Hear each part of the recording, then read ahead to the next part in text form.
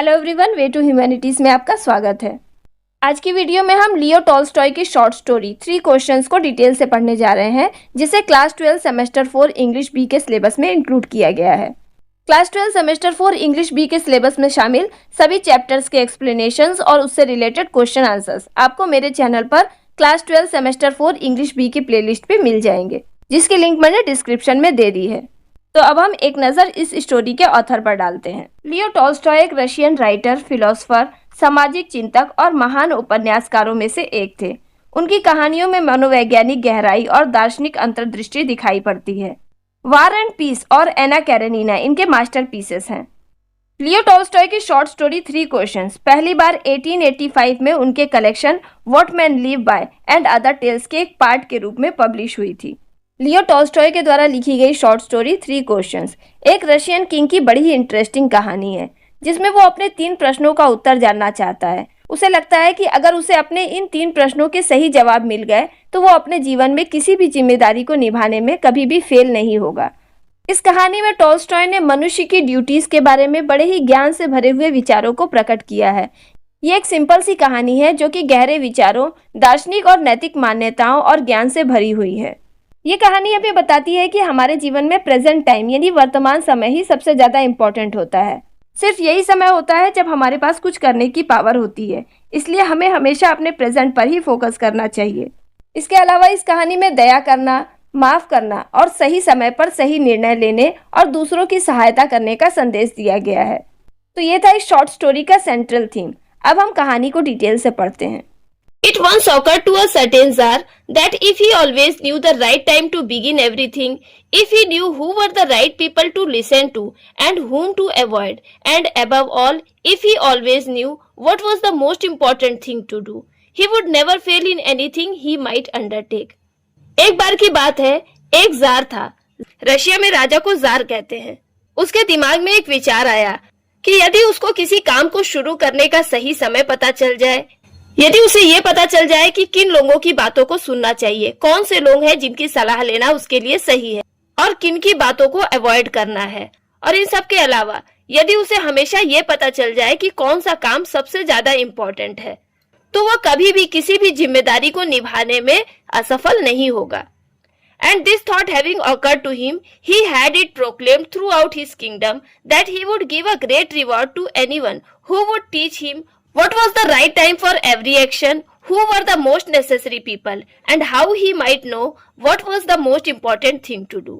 और जब जार के मन में ये विचार आया तो उसने अपने पूरे किंगडम में, अपने पूरे साम्राज्य में प्रोक्लेम्ड यानी घोषणा करा दी।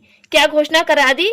कि वह उस व्यक्ति को एक बड़ा सा इनाम देगा जो उसे यह बताएगा कि किसी भी काम को करने का सही समय कौन सा है, कौन से लोग सबसे ज्यादा इम्पोर्टेंट है और उसे कैसे पता चलेगा कि सबसे जरूरी काम क्या है। And learn man came to the tsar but they all answered his questions differently. Tsar की ये घोषणा सुनकर बहुत सारे लर्न मैन यानी विद्वान लोग जार के पास आए, लेकिन उन सब ने अलग अलग आंसर्स दिए। In reply to the first question, some said to know the right time for every action, one must draw up in advance a table of days, months and years and must live strictly according to it. Jar के पहले प्रश्न के उत्तर में कि किसी भी काम को शुरू करने का सही समय कौन सा है, कुछ लोगों ने कहा कि किसी भी काम को करने का सही समय जानने के लिए जार को एडवांस में ही कई दिनों, महीनों और सालों का एक टाइम टेबल बनाना होगा और उसका स्ट्रिक्टली यानी सख्ती से पालन करना होगा। Only thus said they could everything be done at its proper time. उन्होंने कहा कि सिर्फ इसी तरह से हर एक काम को सही समय पर किया जा सकता है। Others declared that it was impossible to decide beforehand the right time for every action. लेकिन फिर दूसरे विद्वानों ने कहा कि किसी भी काम को करने का सही समय पहले से जानना इम्पॉसिबल है। हमें ये बात पहले से नहीं पता चल सकती है कि किसी भी काम को हम किस समय पर पूरा करेंगे। But that not letting oneself be absorbed in idle pastimes, one should always attend to all that was going on. Idle pastimes means व्यर्थ में समय बिताना, लेकिन व्यर्थ में समय बिताए बिना हर एक व्यक्ति को वो सब कुछ अटेंड करना चाहिए जो कुछ हो रहा है। मीन्स जार को हर समय अटेंटिव रहना चाहिए और जो कुछ भी घटनाएं घट रही हैं उन्हें अटेंड करना चाहिए। And then do what was most needful, और तब जाकर उसे वो करना चाहिए जो कि उसके लिए बहुत ज्यादा जरूरी हो। मीन्स जार को हर समय अटेंटिव रहकर ये देखना होगा कि कौन सी घटना हो रही है और जो सबसे ज्यादा जरूरी है वो काम पहले करना होगा। Others again said that however attentive the Tsar might be to what was going on, लेकिन फिर दूसरे विद्वानों ने कहा कि क्या हो रहा है। इस बात को लेकर जार कितना भी अटेंटिव क्यों ना हो जाए, it was impossible for one man to decide correctly the right time for every action. किसी एक व्यक्ति के लिए ये सही डिसाइड करना कि किसी काम को करने का सही समय कौन सा है, ये इम्पॉसिबल है। मीन्स सिर्फ एक अकेला व्यक्ति ये डिसाइड नहीं कर सकता है कि कौन सा काम किस समय पर करना उचित होगा, but that he should have a council of wise man who would help him to fix the proper time for everything. लेकिन हाँ, अगर जार एक वाइस मैन की काउंसिल बना लेता है, यानी विद्वान लोगों का एक संगठन बना लेता है, तो वह उसे हर एक काम को करने के सही समय को फिक्स करने में मदद करेंगे। But then again others said there were some things which could not wait to be laid before a council. लेकिन फिर दूसरे लोगों ने कहा कि कुछ चीजें ऐसी होती हैं जो कि किसी काउंसिल का इंतजार नहीं कर सकती हैं। कभी कभी कुछ बातें ऐसी हो जाती हैं जिसके लिए हम काउंसिल का इंतजार नहीं कर सकते, but about which one had at once to decide whether to undertake them और नॉट। कभी कभी कुछ ऐसा हो जाता है कि व्यक्ति को तुरंत डिसाइड करना पड़ता है कि इस काम को करना है या नहीं करना है। तो हर समय हम काउंसिल के भरोसे नहीं रह सकते, but in order to decide that, लेकिन अगर इसे डिसाइड करना ही है, one must know beforehand what was going to happen. तो हर एक व्यक्ति को ये पता होना चाहिए कि अब क्या होने वाला है। It is only magicians who know that. और भविष्य में क्या होने वाला है ये बात पहले से कौन जानता है? सिर्फ मैजिशियंस यानी ज्योतिषी। And therefore in order to know the right time for every action one must consult magicians. और इसलिए किसी काम को करने का सही समय जानने के लिए हमें मैजिशियन से यानी ज्योतिषी से कंसल्ट करना चाहिए। तो ये थे जार के पहले क्वेश्चन कि किसी भी काम को करने का सही समय कौन सा है। इसके लिए विद्वानों के द्वारा दिए गए अलग अलग उत्तर। कुछ विद्वानों ने कहा कि जार को पहले से ही डेज, मंथ्स एंड ईयर्स का एक टेबल बनाना होगा और उसका सख्ती से पालन करना होगा। फिर कुछ लोगों ने कहा कि हर समय जार को अटेंटिव रहना होगा और देखना होगा कि क्या घट रहा है और उसे अटेंड करना होगा। फिर कुछ लोगों ने कहा कि वाइस मैन की काउंसिल बनानी होगी और उनसे कंसल्ट करना होगा। और फिर कुछ लोगों ने कहा कि जार को ज्योतिषी से कंसल्ट करना चाहिए। Equally various were the answers to the second question. जिस तरह से जार के फर्स्ट क्वेश्चन के अलग अलग आंसर्स विद्वानों ने दिए, उसी तरह से जार के दूसरे question who are the most important people यानी सबसे जरूरी लोग जार के लिए कौन है, उसके भी आंसर्स अलग अलग थे। Some said the people the tsar most needed were his councillors. कुछ लोगों ने कहा कि वे लोग जिनकी जार को बहुत ज्यादा जरूरत है वो उनके काउंसिलर्स यानी उनके सलाहकार हैं। Others the priest. फिर कुछ लोगों ने कहा कि जार को सबसे ज्यादा जरूरत प्रीस्ट यानी पुरोहितों की है। Others the doctors. फिर कुछ लोगों ने कहा नहीं, जार को सबसे अधिक आवश्यकता डॉक्टर्स की है। While some said the warriors were the most necessary। लेकिन फिर कुछ लोगों ने कहा कि जार के लिए सबसे ज्यादा जरूरी उनके सैनिक हैं। To the third question as to what was the most important occupation। और जार का तीसरा क्वेश्चन कि सबसे जरूरी काम कौन सा है, इसके लिए भी विद्वानों ने अलग अलग उत्तर दिए। Some replied that the most important thing in the world was science। कुछ विद्वानों ने उत्तर दिया है कि इस दुनिया में सबसे ज्यादा जरूरी काम है विज्ञान यानी साइंटिफिक वर्क जो है वो सबसे ज्यादा इंपॉर्टेंट है। Other said it was skill in warfare. फिर कुछ लोगों ने कहा नहीं, युद्ध करने की कला ये सबसे ज्यादा जरूरी है। And others again that it was religious worship. और फिर दूसरे लोगों ने कहा नहीं, सबसे ज्यादा जरूरी है रिलीजियस वर्शिप यानी धार्मिक पूजा पाठ। इस तरह से जार के मन में जो 3 क्वेश्चंस आए थे, विद्वानों ने उनके अलग अलग आंसर्स दिए। All the answers being different, the Tsar agreed with none of them and gave the reward to none। सारे के सारे आंसर्स अलग अलग थे, जार किसी भी आंसर से सहमत नहीं हुआ और उसने किसी को भी इनाम नहीं दिया। But still wishing to find the right answers to his questions. लेकिन अभी भी वो अपने प्रश्नों के सही उत्तर जानना चाहता था। He decided to consult a hermit widely renowned for his wisdom। इसलिए उसने निर्णय किया कि वो एक साधु से मिलेगा और उससे सलाह लेगा जो कि अपनी बुद्धिमानी के लिए बहुत ही रिनोन्ड यानी फेमस था। The hermit lived in a wood which he never quitted. वो साधु जिससे जार ने मिलने का निर्णय किया था वो एक जंगल में रहता था और वो उस जंगल को छोड़कर कभी भी बाहर नहीं जाता था। And he received none but common folk. और केवल साधारण लोगों से ही मिलता जुलता था। So the Tsar put on simple clothes and before reaching the hermit's cell, dismounted from his horse and leaving his bodyguard behind, he went on alone. इसलिए jar ने उससे मिलने से पहले साधारण लोगों की तरह ही कपड़े पहने। हर्मिट की झोपड़ी पर पहुंचने से पहले वो अपने घोड़े से डिसमाउंटेड यानी नीचे उतर गया, अपने बॉडीगार्ड्स को पीछे छोड़ दिया और हर्मिट से मिलने बिल्कुल अकेले गया। When the Tsar approached, the hermit was digging the ground in front of his hut. जब जार वहां पहुंचा तो उस समय वो साधु अपनी झोपड़ी के सामने एक गड्ढा खोद रहा था। Seeing the Tsar, he greeted him and went on digging. Jar को देखते ही उसने उसका स्वागत किया और फिर से गड्ढा खोदने लगा। The hermit was frail and weak. वो साधु बिल्कुल दुबला पतला और कमजोर था। And each time he stuck his spade into the ground and turned a little earth. और हर बार जितनी बार वो अपनी स्पेड यानी कुदाल को जमीन में गाड़ रहा था, थोड़ी सी ही मिट्टी निकाल पा रहा था। He breathed heavily और वो जोर जोर से हाँफ रहा था। The Tsar went up to him and said, jar उसके पास गया और कहा, I have come to you, wise hermit, to ask you to answer 3 questions. हे बुद्धिमान साधु, मैं तुमसे अपने 3 प्रश्नों के उत्तर जानने आया हूँ। How can I learn to do the right thing at the right time? मैं किसी काम को करने का सही समय कैसे जान सकता हूँ? Who are the people I most need and to whom should I therefore pay more attention than to the rest? वे कौन से लोग हैं जिनकी मुझे सबसे ज्यादा जरूरत है और जिन्हें मुझे बाकियों की अपेक्षा ज्यादा अटेंशन देना चाहिए? And what affairs are the most important and need my first attention? और मेरे लिए कौन से काम सबसे ज्यादा जरूरी हैं जिन पर मुझे सबसे पहले ध्यान देना चाहिए? The hermit listened to the Tsar but answered nothing. साधु ने जार की बातें सुनी लेकिन कोई उत्तर नहीं दिया। He just spat on his hand and recommenced digging. उसने अपने हाथ पर थूका, recommenced यानी फिर से शुरू करना, और अपना गड्ढा खोदने का काम फिर से शुरू कर दिया। You are tired, said the Tsar. Let me take the spade and work a while for you. Jar ने देखा कि वो साधु बड़ा ही दुबला पतला और कमजोर है और उसे दिन भर काफी ज्यादा मेहनत करनी है। ये देखकर जार ने हर्मिट से कहा, आप थक गए हैं, मुझे अपनी कुदाल दे दीजिए और मुझे आपके लिए थोड़ा काम करने दीजिए। Thanks, said the hermit. साधु ने कहा धन्यवाद। And giving the spade to the tsar, he sat down on the ground. और जार को कुदाल देते हुए वो जमीन पर बैठ गया।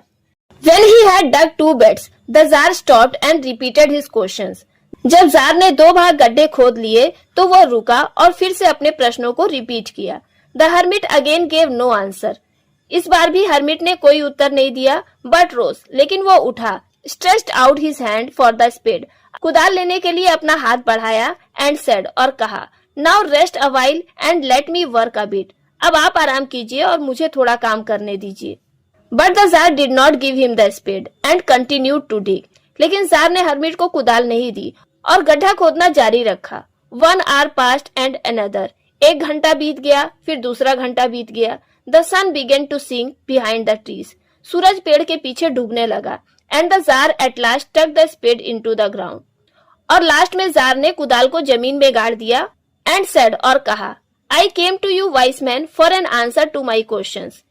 हे बुद्धिमान साधु, मैं आपके पास अपने प्रश्नों का उत्तर जानने के लिए आया हूँ। If you can give me none, tell me so. I will return home.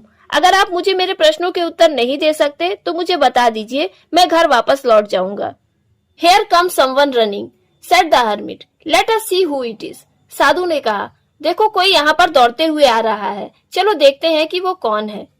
The Tsar turned round and saw a bearded man come running out of the wood. Jar पीछे मुड़ा और उसने देखा कि एक दाढ़ी वाला आदमी जंगल की ओर से दौड़ते हुए चला आ रहा था। The man held his hands pressed against his stomach. उस आदमी ने अपने हाथों से अपने पेट को कसके दबा रखा था। And blood was flowing from under them. और उसमें से खून बह रहा था। When he reached the Tsar, he fell fainting on the ground, moaning feebly. जब वो जार के पास पहुंचा तो वो जमीन पर बेहोश होकर गिरने लगा और moaning feebly यानी बड़ी ही कमजोर आवाज में कराहने लगा। The Tsar and the hermit unfastened the man's clothing. Jar और साधु ने मिलकर उस आदमी के कपड़ों को खोला। There was a large wound in his stomach. उन्होंने देखा कि उस आदमी के पेट में एक बड़ा सा जख्म था। The Tsar washed it as best as he could. Jar ने बहुत ही अच्छी तरह से उसके जख्म को धोया and bandaged it with his handkerchief and with a towel the hermit had. और उसके जख्म पर अपने रुमाल से और हर्मिट के तौलिए से पट्टी बांधी। But the blood would not stop flowing, लेकिन खून बहना अभी भी बंद नहीं हुआ। And the tsar again and again remove the bandage soaked with warm blood and washed and rebandage the wound. Tsar ने उसके गर्म खून को सोखे हुए पट्टी को बार बार हटाया, उसे धोया और फिर से जख्म पर पट्टी बांधी। When at last the blood ceased flowing, और जब अंत में खून बहना बंद हो गया, the man revived and asked for something to drink. उस आदमी को होश आया और उसने कुछ पीने के लिए मांगा। The Tsar brought fresh water and gave it to him. Jar उसके लिए शुद्ध पानी लेकर आया और उसे पीने के लिए दिया। Meanwhile the sun had set and it had become cool. उसी दौरान सूर्य अस्त हो गया और मौसम ठंडा हो गया। So the Tsar with the hermit's help carried the wounded man into the hut and laid him on the bed. इसलिए जार साधु की सहायता से उस जख्मी आदमी को झोपड़ी के अंदर ले गया और उसे बिस्तर पर लिटा दिया। Lying on the bed, the man closed his eyes and was quiet. बिस्तर पर लेटते ही उस आदमी ने अपनी आंखें बंद कर ली और बिल्कुल शांत हो गया। But the Tsar was so tired from his walk and from the work he had done that he crouched down on the threshold. वो आदमी तो सो गया, लेकिन जार अपनी वॉक से और पूरे दिन की मेहनत के कारण इतना ज्यादा थक गया था कि वो दरवाजे की थ्रेशोल्ड यानी चौखट पर ही घुटने मोड़कर बैठ गया एंड ऑल्सो फेल एस्लीप, और वहीं पर सो गया। So soundly that he slept all through the short summer night. गर्मियों की रातें बहुत ही छोटी होती हैं और वो गर्मी का महीना था। जार सारा दिन की मेहनत के कारण काफी ज्यादा थक गया था, इसलिए वह उस शॉर्ट समर नाइट में बड़ी ही गहरी नींद सो गया। When he awoke in the morning, it was long before he could remember where he was or who was the strange bearded man lying on the bed and gazing intently at him with shining eyes. जब jar सुबह सोकर उठा तो उसे थोड़ा समय लगा ये याद करने में कि वो कहाँ है और वो अजीब सा दाढ़ी वाला आदमी कौन है जो कि बिस्तर पर लेटा हुआ है और बड़े ही ध्यान से चमकती आंखों के साथ उसे देख रहा है। Forgive me, said the bearded man in a weak voice when he saw that the Tsar was awake and was looking at him. जब उस दाढ़ी वाले आदमी ने देखा कि जार जग गया है और उसकी ओर देख रहा है, तो अपनी धीमी कमजोर आवाज में उसने कहा, मुझे माफ कर दीजिए। I do not know you and have nothing to forgive you for, said the Tsar. Jar ने कहा, मैं तो तुम्हें जानता भी नहीं हूँ और तुमने तो ऐसा कुछ भी नहीं किया जिसके लिए तुम माफी मांग रहे हो। You do not know me, but I know you. उस घायल आदमी ने कहा, आप मुझे नहीं जानते लेकिन मैं आपको जानता हूँ। I am that enemy of yours who swore to revenge himself on you. मैं आपका वो दुश्मन हूँ जिसने आपसे बदला लेने की कसम खाई थी। Because you executed his brother and seized his property. क्योंकि जार ने उसके भाई को मृत्यु दंड दे दिया था और उसकी संपत्ति को जब्त कर लिया था। I knew you had gone alone to see the hermit. मैं ये बात जानता था कि आप साधु से मिलने के लिए अकेले जा रहे हैं। And I resolve to kill you on your way back. और तब मैंने कसम खाई कि जब आप वापस लौटोगे तो मैं आपकी हत्या कर दूंगा। But the day passed and you did not return. लेकिन सारा दिन बीत गया और आप लौटकर वापस नहीं आए। So I came out from my ambush to find you. इसलिए मैं आपको ढूंढने के लिए अपने एम्बुश यानी गुप्त स्थान से बाहर निकल आया। And came upon your bodyguard, और आपके बॉडीगार्ड के सामने आ गया। And they recognised me and wounded me, और उन्होंने यानी आपके बॉडीगार्ड्स ने मुझे पहचान लिया और मुझे घायल कर दिया। I escaped from them. मैं उनसे बचकर भागा। But should have bled to death had you not dressed my wound. लेकिन यदि आपने मेरे जख्म पे पट्टी ना बांधी होती तो खून बहने के कारण मेरी मौत हो जाती। I wished to kill you and you have saved my life. मैंने तो आपको मारना चाहा, लेकिन आपने मेरा जीवन बचाया। Now if I live and if you wish it, और अब यदि मैं जीवित रहा और यदि आप ऐसा चाहें, I will serve you as your most faithful slave and will bid my sons do the same. Forgive me. तो मैं आपका वफादार दास बनकर आपकी सेवा करूंगा और मैं वादा करता हूँ कि मेरे बेटे भी ऐसा ही करेंगे। मुझे माफ कर दीजिए। The Tsar was very glad to have made peace with his enemy so easily.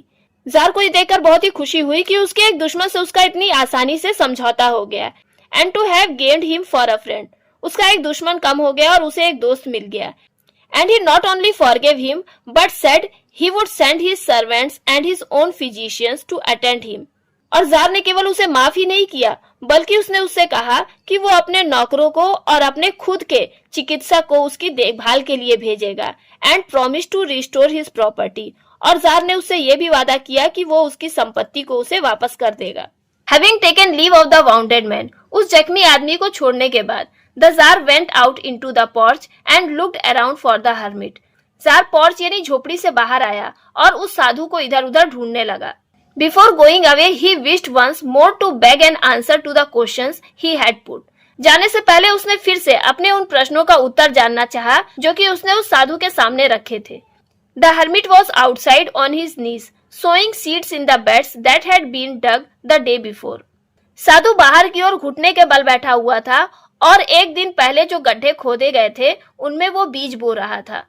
The tsar approached him and said. Tsar उसके पास पहुंचा और कहा, for the last time I pray you to answer my questions wise man. हे बुद्धिमान साधु, आखिरी बार मैं आपसे प्रार्थना करता हूँ कि आप मेरे प्रश्नों का उत्तर दीजिए।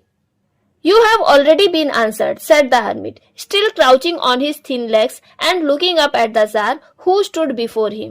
Crouching यानी घुटनों के बल बैठे हुए, अपनी पतली टांगों पर घुटने के बल बैठे हुए और जार जो कि उसके सामने खड़ा था उसकी ओर देखते हुए साधु ने कहा, आपने तो खुद ही आंसर प्राप्त कर लिया। मीन्स आपने तो खुद ही अपने प्रश्नों के उत्तर ढूंढ लिए। How answered, what do you mean, asked the jar. Jar ने पूछा, कैसे कैसे मैंने उत्तर ढूंढ लिए, आप कहना क्या चाहते हैं? Do you not see, replied the hermit. साधु ने उत्तर दिया, क्या आपने नहीं देखा? If you had not pitied my weakness yesterday and had not dug these beds for me but had gone your way. यदि कल आपको मेरी कमजोरी पर दया ना आती और आप मेरे लिए वो गड्ढे ना खोदते और अपने रास्ते वापस चले जाते, मीन्स यदि आप मेरी मदद करने के लिए ना रुकते और वापस चले जाते, that man would have attacked you, तो वो आदमी आपके ऊपर अटैक करता and you would have repented of not having stayed with me, और आपको मेरे साथ ना रुकने के कारण रिपेंटेड यानी पछताना पड़ता। So the most important time was when you were digging the beds, तो सबसे जरूरी समय वो था जब आप गड्ढे खोद रहे थे। And I was the most important man, और मैं आपके लिए सबसे इम्पोर्टेंट आदमी था। And to do me good was your most important business, और मेरा भला करना आपका सबसे जरूरी काम था। आफ्टरवर्ड्स, इसके बाद, when that man ran to us, the most important time was when you were attending to him. जब वो घायल आदमी हमारे पास दौड़ते हुए आया तो सबसे जरूरी समय वो था जब आप उसकी देखभाल कर रहे थे। For if you had not bound up his wounds, he would have died without having made peace with you. यदि आपने उसके जख्म पर पट्टी ना बांधी होती तो वो मर जाता और आपके साथ शांति समझौता नहीं कर पाता। So he was the most important man. इसलिए वो आदमी आपके लिए सबसे जरूरी था। And what you did for him was your most important business, और जो कुछ भी आपने उसके लिए किया वो आपका सबसे जरूरी काम था। रिमेम्बर देन, अतः याद रखें, there is only one time that is important, केवल एक ही समय ऐसा है जो कि इम्पोर्टेंट है। नाउ, अभी का समय यानी present time. It is the most important time because it is the only time when we have any power. Present time ही सबसे जरूरी टाइम है क्योंकि यही एकमात्र ऐसा समय है जब हमारे हाथ में पावर होती है कि हम कुछ कर सकते हैं, क्योंकि पास्ट को हम बदल नहीं सकते और फ्यूचर के बारे में कोई नहीं जानता कि हम कब क्या करेंगे। The most necessary person is the one with whom you are, और सबसे जरूरी व्यक्ति वो होता है जिसके साथ हम प्रेजेंट टाइम में होते हैं। For no man knows whether he will ever have dealing with anyone else, क्योंकि कोई नहीं जानता कि हम भविष्य में किससे मिलेंगे और किसके साथ क्या डील करेंगे। And the most important affair is, और हमारे लिए सबसे जरूरी काम ये है कि हम उस आदमी का भला करें जिसके साथ हम प्रेजेंट टाइम में हैं। Because for that purpose alone was man sent into this life, क्योंकि इसी उद्देश्य से मनुष्य को ये जीवन प्राप्त हुआ है, क्योंकि हर एक इंसान के जीवन का यही पर्पस है कि वो दूसरों का भला करे। इस तरह से जार को अपने तीनों प्रश्नों के सही सही उत्तर खुद से ही प्राप्त हो जाते हैं। जार का पहला क्वेश्चन था कि सबसे जरूरी समय कौन सा होता है, तो उसका सही उत्तर है प्रेजेंट टाइम। जार का दूसरा क्वेश्चन था कि सबसे जरूरी लोग कौन होते हैं, तो उसका सही उत्तर है कि प्रेजेंट टाइम में हम जिसके भी साथ है वो हमारे लिए इम्पोर्टेंट पर्सन है। और जार का तीसरा क्वेश्चन था कि सबसे जरूरी काम कौन सा है, तो उसका सही उत्तर है कि उस व्यक्ति का भला करना जिसके साथ हम प्रेजेंट टाइम में है। इस तरह से जार अपने तीनों प्रश्नों के उत्तर प्राप्त करता है और फाइनली सेटिस्फाइड होता है। तो यहीं पे लियो टॉल्स्टॉय की शॉर्ट स्टोरी 3 क्वेश्चंस खत्म होती है। उम्मीद करती हूँ कि इस वीडियो के जरिए आप इस चैप्टर को बहुत ही अच्छी तरह से समझ गए होंगे। तो वीडियो पसंद आई हो तो इसे लाइक और कमेंट जरूर कीजिएगा। जल्दी मिलते हैं अगली वीडियो में नए चैप्टर के साथ।